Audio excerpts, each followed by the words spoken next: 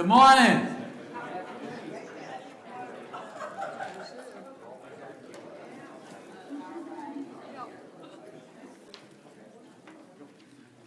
Open your Bibles to Hebrews chapter 11.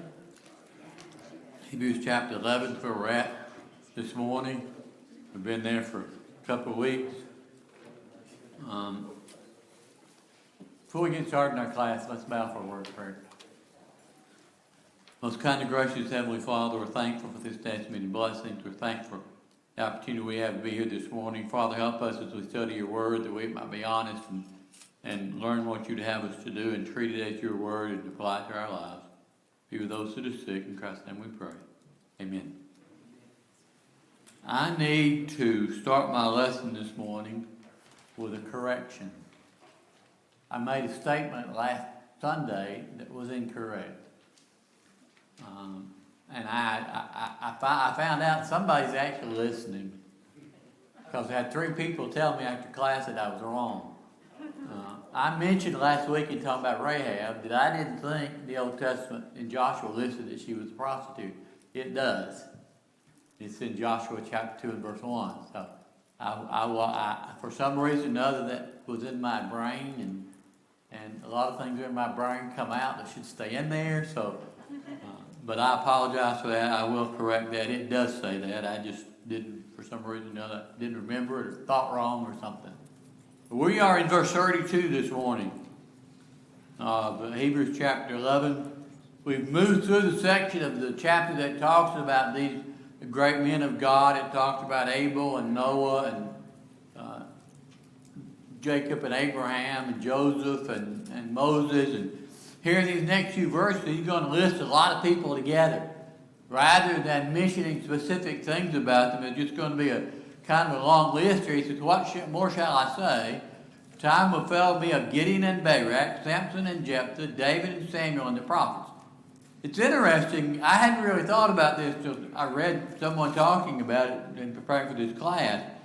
Those groups of 2 that are there, Gideon, Barak, Samson, Jephthah, David and Samuel, those 3 groups are actually reversed in chronological order. Samson came before Barak, Barak came before Gideon, Jephthah came before Samson, Samuel came before David. Now, if there's a reason that Paul did it that way, I don't know, but I just thought that was interesting. He talks about these specific people, and then he says the prophets. There are a lot of people in the Old Testament you could use as great examples, and there are some. I had a series of lessons several years ago on little-known Bible characters. And there's some amazing people in the Old Testament you can learn a great deal from that we don't ever talk about. I'll give you one example. How many of you know who Mephibosheth was? Jonathan's son. There's a great lesson in there. I'm trying to remember his name. There's a king in the book of Judges that had all his toes, his big toe and his thumbs cut off. Adonai-Bezek.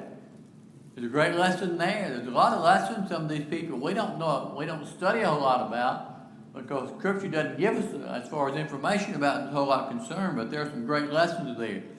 He said, who through faith, notice there again that phrase, who through faith, conquered kingdoms, enforced justice, obtained the promises, stopped the mouths of lions.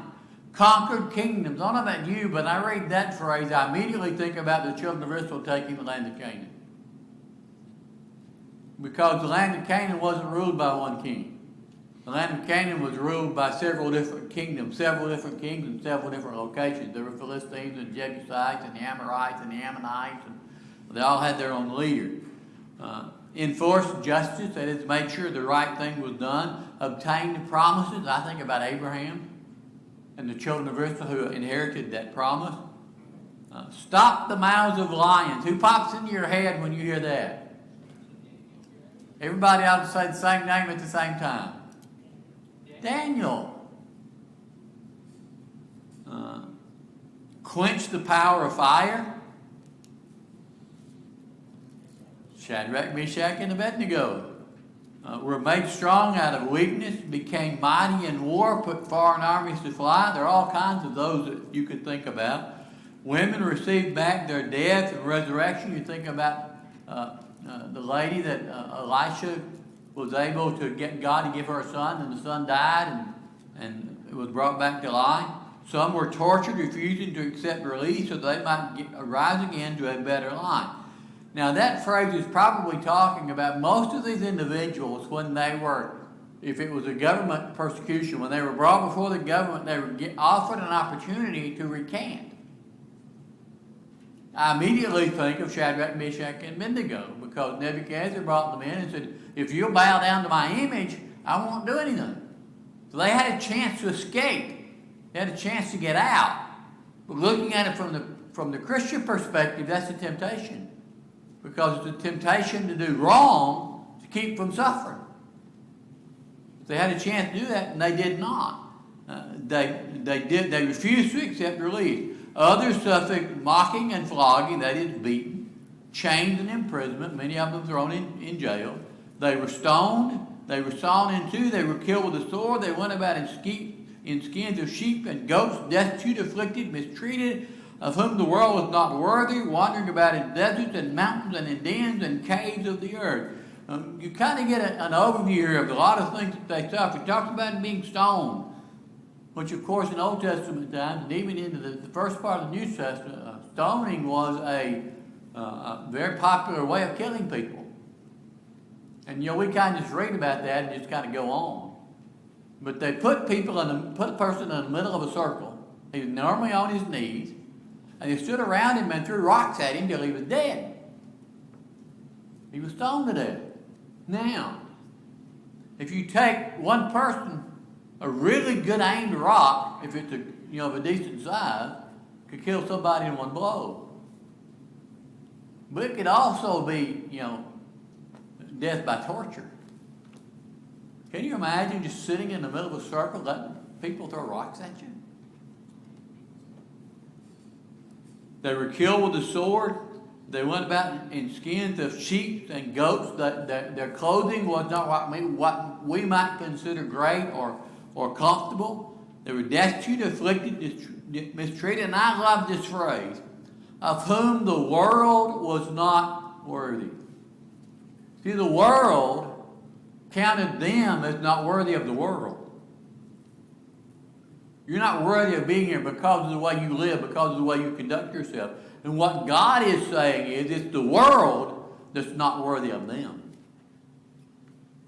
The world is not worthy of Abraham. The world is not worthy of Moses and of David and of Daniel and of Shadrach, Meshach, and Abednego and all these great, even you move in the New Testament to Paul and Peter and John and Matthew and the great men of God. And you could think throughout history about great gospel preachers who have lived over the years that the world was not worthy of, didn't deserve. Well, the world was not worthy. Wandering about in deserts and mountains and dens and caves of the earth. And that wandering about in deserts and mountains oftentimes was done because they had to. Now, we've talked several times. In fact, our sermon tonight is going to be about David in a cave. Why did David go to the cave?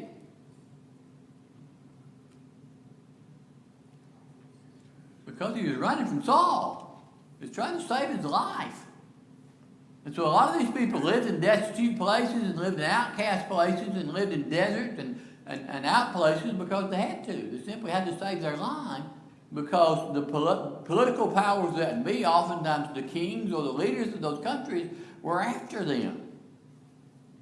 You remember there's a point in the book of 2 Kings where the king of Syria sent an entire battalion of the army to go get Elisha.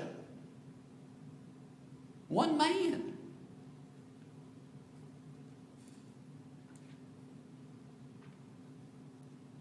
It says in, you kill with a sword about whom the world was not worthy.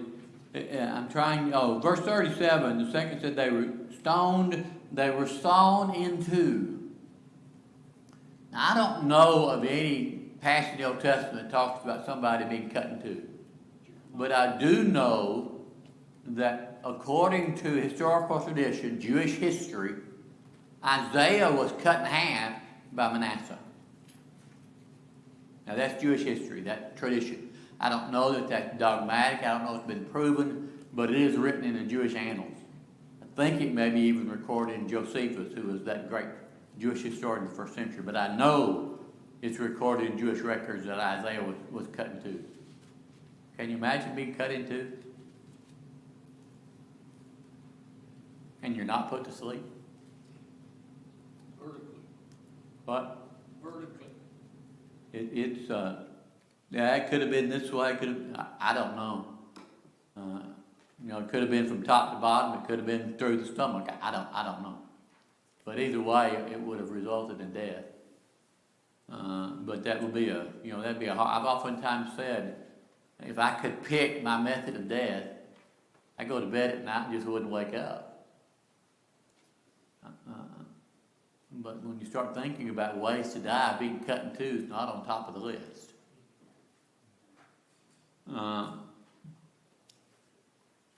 All these, commended through their faith, did not receive what was promised. Think about that.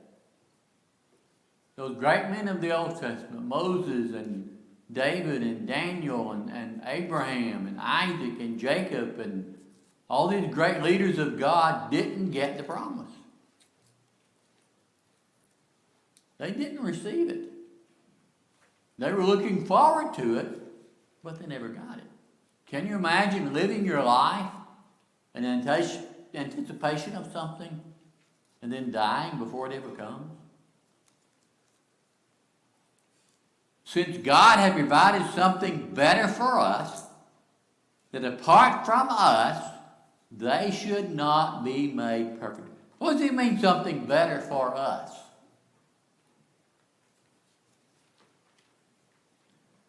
What do we have better that they didn't have? Connected to that.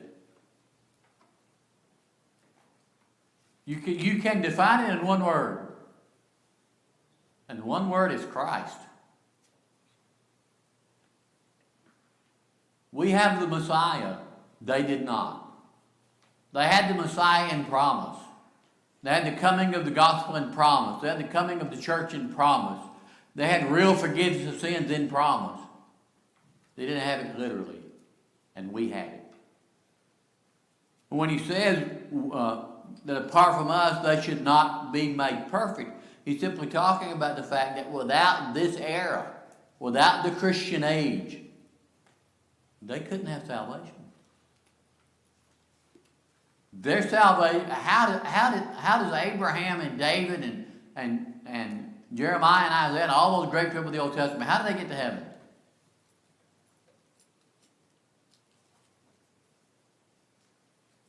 Christ died for them. Same way we do. Death of Christ. If there is no death of Christ, if there is no salvation, shedding of his blood, if there is no forgiveness of sin, they're not going to heaven. Of course, neither are we. But verse 15 of chapter 9 in Hebrews says that blood was shed for those who lived and died under the old covenant. And so when you think about the cross, the blood of Jesus comes forward for us. The blood of Jesus also went backwards for them. Now, I used to think, and I was taught when I was a kid, that what that meant was, when they had that Day of Atonement every year, their sins were rolled forward for a year. And God would forgive them for a year, and then the next year they were guilty of all of them again. And then the same thing would happen. He'd just roll them forward a year. That's not biblical. See, the problem with that is we're looking at that from a human perspective. We're thinking from a human perspective, God couldn't forgive them because Christ hasn't died. We live on a time spectrum. God doesn't. God doesn't operate on a time spectrum. Time means nothing to God. And God forgave them before Christ died, just like God forgives us after Christ died. In fact, there's a specific statement remember when Nathan committed adultery with Bathsheba? Or David. And Nathan came to talk to David and confront him with his sin. And David said, I'm guilty. You remember what Nathan's first words were? You are forgiven. And he didn't say they rolled forward for a year.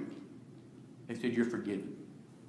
Those people in the Old Testament were forgiven when they met the conditions of pardon, just like you and I are. but they didn't get the full benefit of it. They didn't get the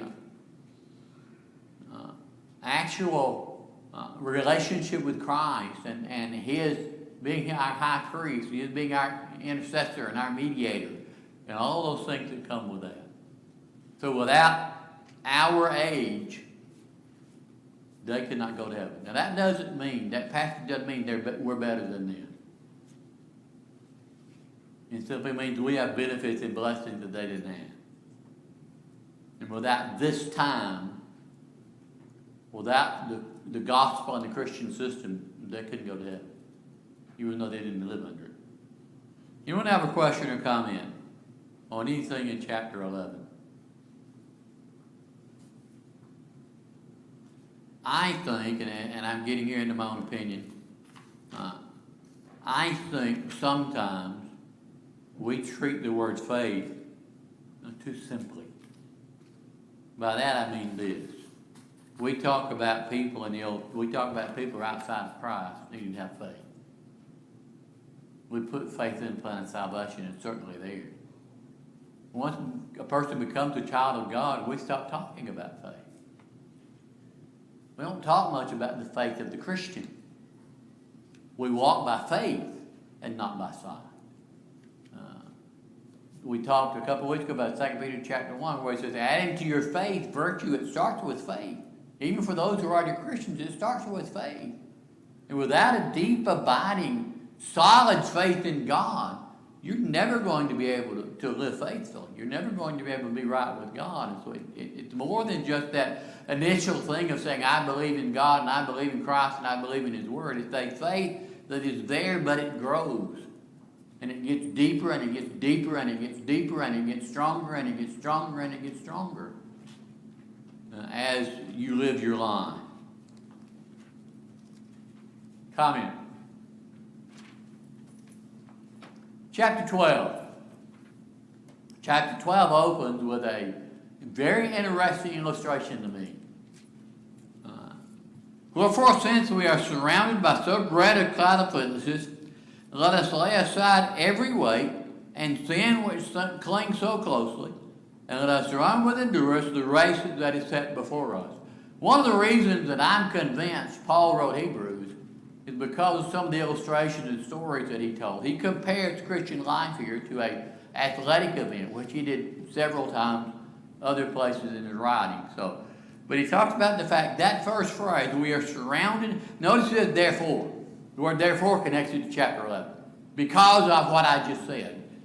We are surrounded by so great a cloud of witnesses. Now, there are two different ideas about that phrase, cloud of witnesses. One of them is that you've got the picture of an arena where somebody's running a race inside the arena. And the witnesses of those people are sitting watching. And in that picture, the witnesses of those people of Hebrews chapter 11.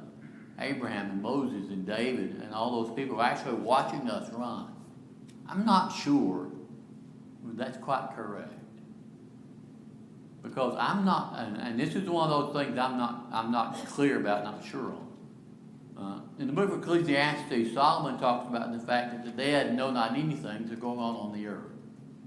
I'm not sure that those great men of God who are in heaven now know anything about what we're doing.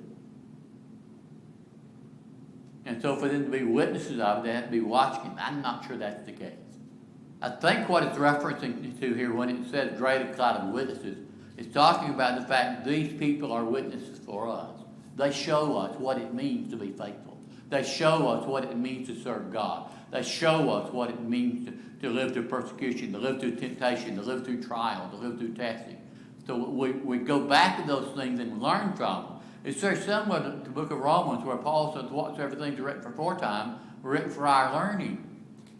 That with your patience and comfort the scriptures might have hope. So they're there for us to learn from. That's and those stories, he talks about running with patience the race that is set before us. Those stories give us the encouragement and the comfort and the strength that we need to finish our race.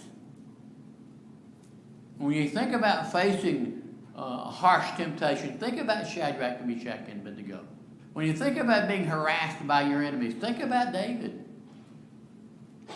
When you think about standing out in that world where you're trying to live right and nobody else is, think about Moses in Egypt. I mean, these stories can really encourage and build us up. We don't need to forget the Old Testament. I had somebody tell me one time that what we need to do is we need to take a saw and cut the Bible off at Acts 2.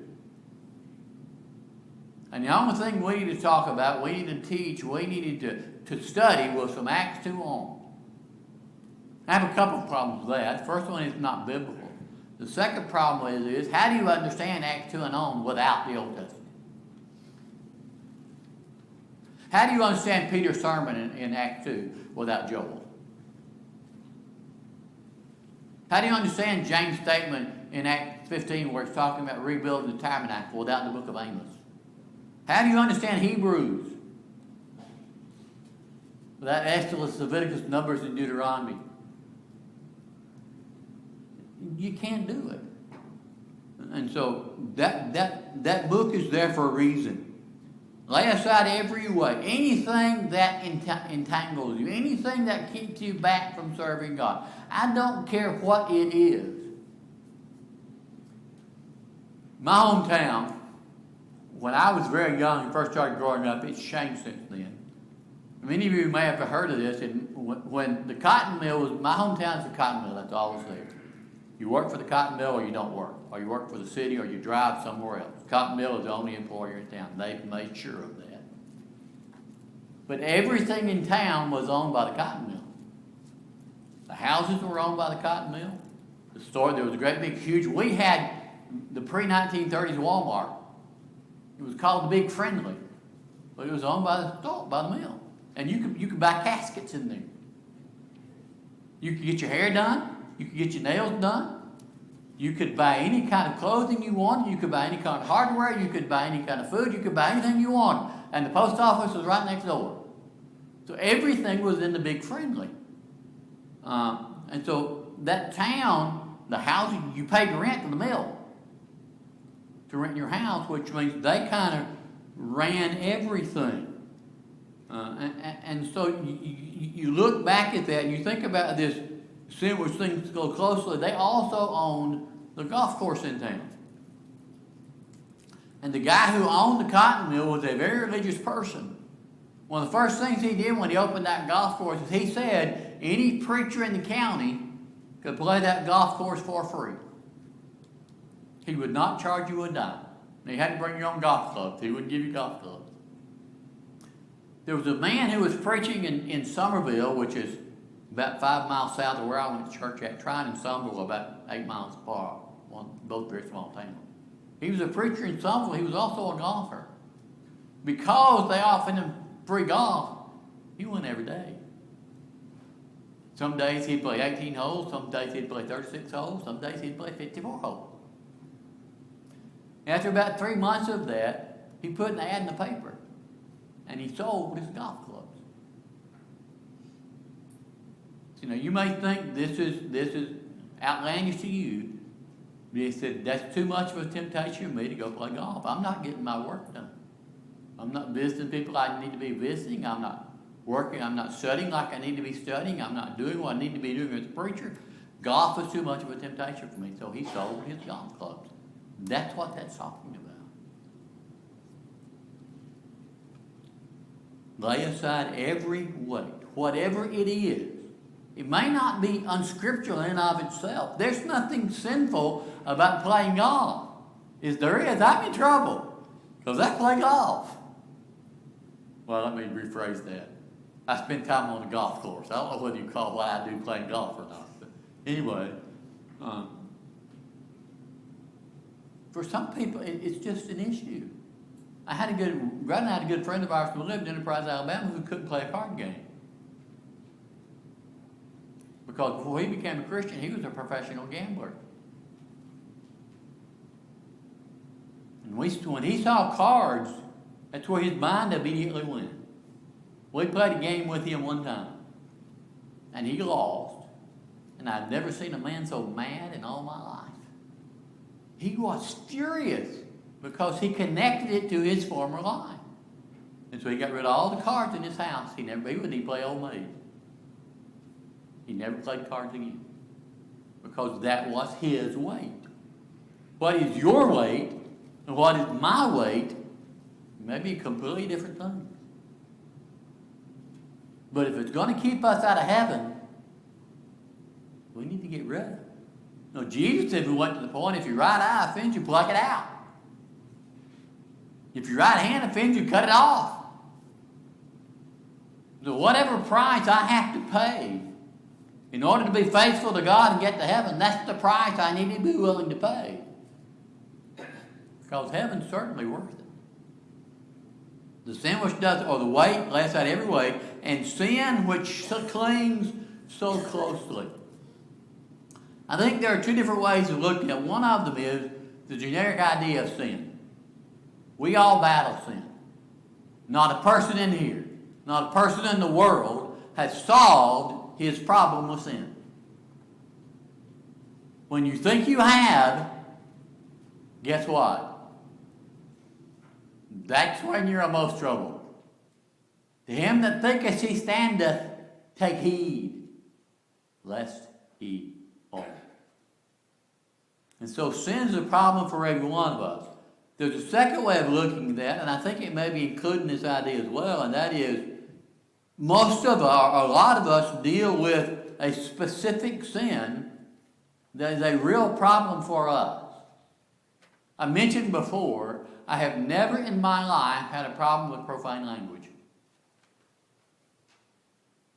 Because of the environment I was brought up in, because my mama would have knocked me silly if anything like that ever come out of my mouth. She, used to talk about getting your mouth washed out with soap. Mom didn't wash my mouth out with soap. She wore my rear end out. I didn't say those words. If I even think about saying them, I get a picture of Mom with a switch in her hand. So that's not an issue for me. Some people it is. I mentioned the man that was baptized in Michigan, 70-something years old when he became a Christian. He cussed all of his life. It's a problem for him. It's a real issue for him. It's not an issue for me. Some of us have a real issue with pride. Some of us have an issue with lust. Some of us have a problem with addiction, whether it be alcohol or drugs or gambling or sex or whatever. We know that there are different issues out there that affect different people. And the one that is your greatest problem, the one that is your greatest curse, may not bother anybody else. They may not be dealing with that, but you are. And when he says here, we have to lay that aside. We have to defeat that. And defeating that is not a one-time thing. It's not like you wake up one morning and you say, I'm not going to use profane language anymore, and you never say another curse word the rest of your life. It doesn't work that way, does it? It's a continual battle. Whether or not you, and this is I'm using this illustration because I think it makes the point. Whether or not you think smoking is a sin or not, that's not the issue here. How many people do you know who decided to quit smoking, who once they laid it down, never wanted another cigarette?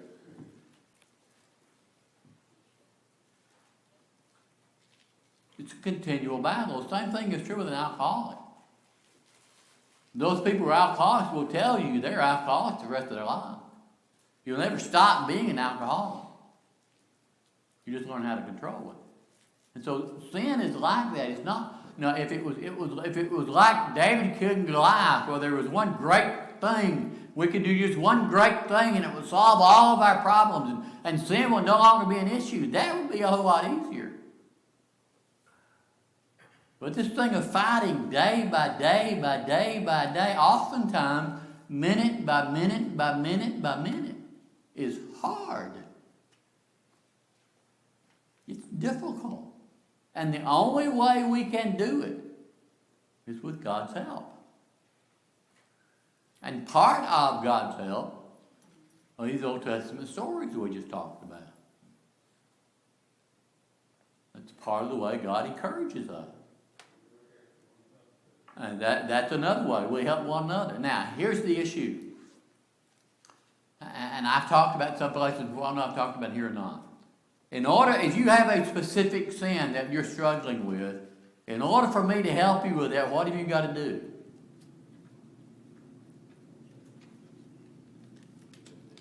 You got to tell me what the sin is. Now, do we want to do that? If we're doing something in the dark, if we're doing something behind closed doors that we don't want anybody to know about, are we going to want to go up to somebody else and say, would you help me with? That's one of the big issues. I've done some reading research lately on internet pornography, which is becoming much more and more of a problem, especially for young people. And in the recovery program to overcome that problem, you have to have a person that you tell everything to. Well, if you've been hiding this for 25 years, how in the world are you going to tell one person everything? What's the worry there? If I tell him, what's the worry? He's going to tell somebody else. And he's going to tell somebody else. He's going to tell somebody else. He's going to tell somebody else. And by the time it's over with, it's going to be all over church. And my reputation. And I think that's especially true for those of us who are elders and deacons and preachers. Because the ability to do our job rests almost entirely on our reputation. And so there are a couple of things I need to say about that. Number one, you have to find somebody you trust. And number two, and this is vitally important, you have to be somebody that can be trusted. When somebody tells you something in confidence, don't you dare tell a soul. Nobody, including your spouse. Don't tell anybody. In fact, if the conversation is held in secret, you don't even have to tell anybody you had a conversation. Leave it there, because that's where it needs to be. And if that person calls you and asks you for help, give them help. Don't damage them, don't destroy them by talking about them all over town.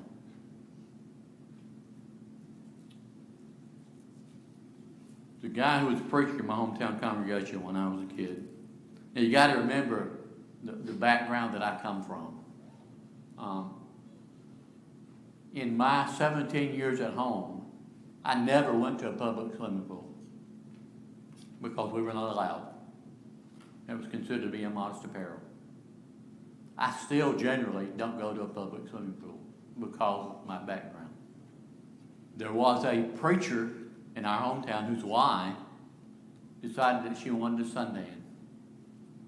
They had a privacy fence around their backyard that nobody could see. She went in the backyard in a one-piece swimsuit and sunbathed in the backyard. One of the elders' wives walked over one day to go see her and opened the gate to the fence and walked in and saw her. For the next 3 hours, everybody in that county knew the preacher's wife had been sunbathing in her backyard.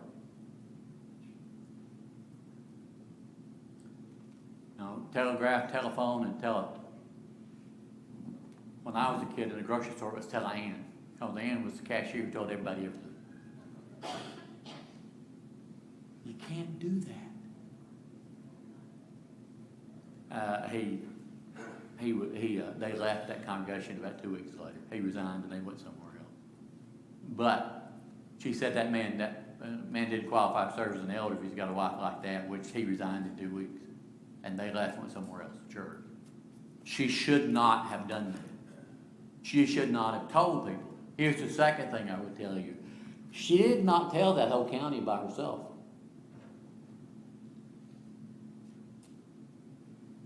When somebody tells me that story, what am I supposed to do with it?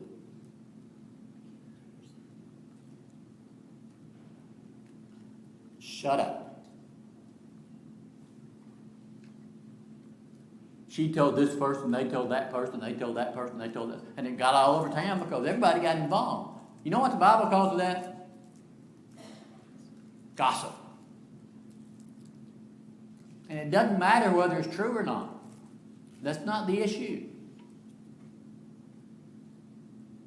And so these things, in order to help people overcome problems, they've got to be able to trust somebody. And hopefully that somebody can be you. That you don't go spreading this all around, that you don't destroy their reputation for your own desires or interests or whatever they may be. Oftentimes we do that under the guise of we're keeping the church pure. No, we're not. We're dragging it through the mud is what we're doing. That was that elder's wife motivation. Oh, that's sinful, and we need to stop that. As long as it's sinful, she's in the privacy of her own backyard. Nobody knows but her. Of course, you could have solved the situation by putting a lock on the gate. But no, these are practical things that if somebody's having an issue, you know, they're really fighting, they need somebody to help them. And the only way they can do that is find somebody they can trust, find somebody they can confide in. Hey, can I talk to you about something? And will you keep this in confidence? Don't tell anybody. In fact, you ought to act. When somebody comes to you with something like that, you ought to act. You ought to automatically act in confidence whether they ask you to or not. That's not your story. You don't have the right to tell it. I'll close with this little story I heard. There was two ladies who were neighbors who were sitting in their living room talking. And the lady who lived next door was talking to her neighbor about having problems at home. The husband and her children, and things were getting rough. And they sat there and talked a while. And they'd been talking a while. The neighbor got up and went home. And the lady who lived there turned and looked out the window. And her little 6-year-old boy was standing just outside the window. He had heard every word. She called him in the house. And she looked at him and she said, Johnny, how much of that did you hear? He said, I heard every word. I know everything that's going on. She said, let me tell you something. If you found $5 on the floor that you belonged to her, would you give it to somebody else? No, of course not. I'd take it back to her. She said, that's her story. That's not yours. That's her story. And if she wants to tell it, she can tell it. You have no right to. Well, keep it to yourself. I have remembered that little story for years because I think it makes a very important point. Your story is not mine to tell. And my story is not yours to tell unless it's already in public view. And by that I mean something done in public. You have a question or comment on anything we've talked about this morning? We have a guest speaker next Sunday. So the next Sunday we will pick up with we'll start with verse 2 of Hebrews chapter 12. And I'm done.